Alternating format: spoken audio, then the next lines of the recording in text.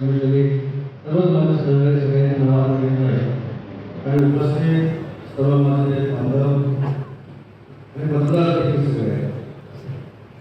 विधानसभेचं अधिवेशन चालू होतं आणि विधानसभेचं अधिवेशन काल परवा संपलं. दरवर्षी आपण विज्ञानवाणी करतो, परंतु अधिवेशनामध्ये एक महिना व्यस्त असल्यामुळं मी अधिवेशनाची यंत्रणा सर्वेश्वरी सोहेल मुखादर भाई बाबूशेठ बाग जिल्हाधिकारी सुरेश मेहकर या सगळ्यांना विनंती केली की दरवर्षीची प्रथा आहे की तुम्ही मुली व्हायला नको आणि म्हणून अधिवेशनाच्या पार्श्वभूमीवर आज पुरस्काराच्या माध्यमातून त्या कार्यक्रमाचं आपण आयोजन केलं. पण आयोजन करत असताना याला पार्श्वभूमी खासदारकीच्या निवडणुकीत देखील आहे आणि आमदारकीच्या निवडणुकीत जेव्हा असं वाटलं होतं की आता आमदारकीच्या निवडणुकीच्या पार्श्वभूमीमध्ये आपण त्याला हातात राहत नाही अनेक लोकांनी कळलं लागलं.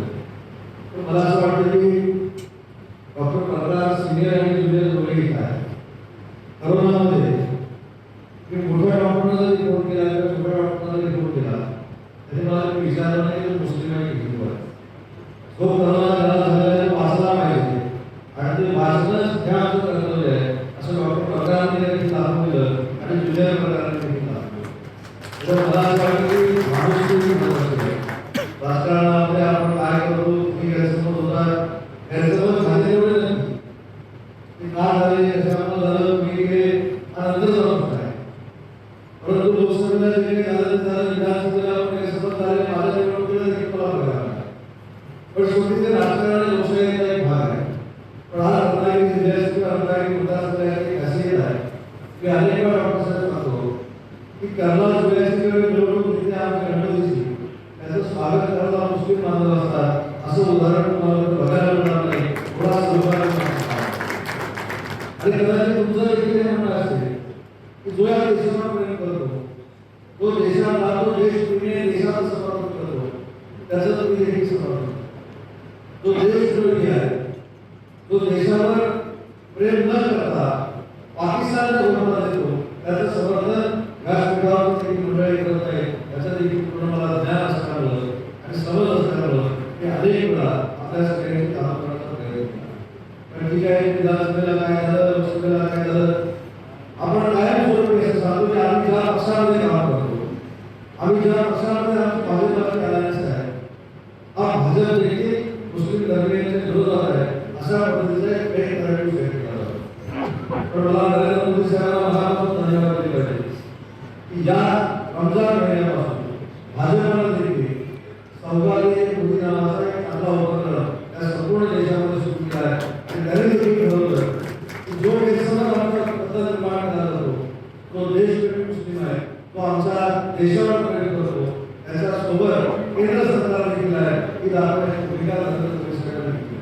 आणि म्हणून मला आपण सगळ्यांना विनंती करायची की आपण रत्नागिरी जिल्ह्यामध्ये एका वेगळ्या प्रकारे भाव वेगळ्या परंपरेनं पुढे चालतो.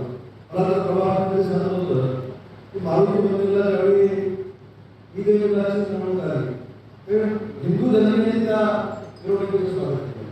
त्याच्यामुळे मला असं वाटतं की हिंदू मुस्लिम या सगळ्या जातीपातीच्या गोष्टी आहेत त्याच्या पलीकडे जाऊन आपण जर विकासावर कॉन्सन्ट्रेट केलं तर आपल्याला लक्षात येईल की महायुतीशिवाय कुणीही विकास रत्नागिरीमध्ये करत नाही तर महायुतीच्या पलीकडे जाऊन कुणीही रत्नागिरीमध्ये विकास केला आणि प्रत्येक ठिकाणी आपण विकास केला.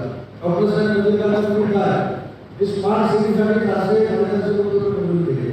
पण हे मंजूर करत असताना फक्त मी कामगिरी द्यायला गेलेलं नाही की मिळकत वाढण्याची देखील शाळा दिली. मी फक्त दादाच्या मतदारसंघात कामं घेतली नाही, मी सोयी समाजाच्या मतदारसंघात देखील कामं घेतली, मी मुसाफरी मतदारसंघात देखील कामं घेतली.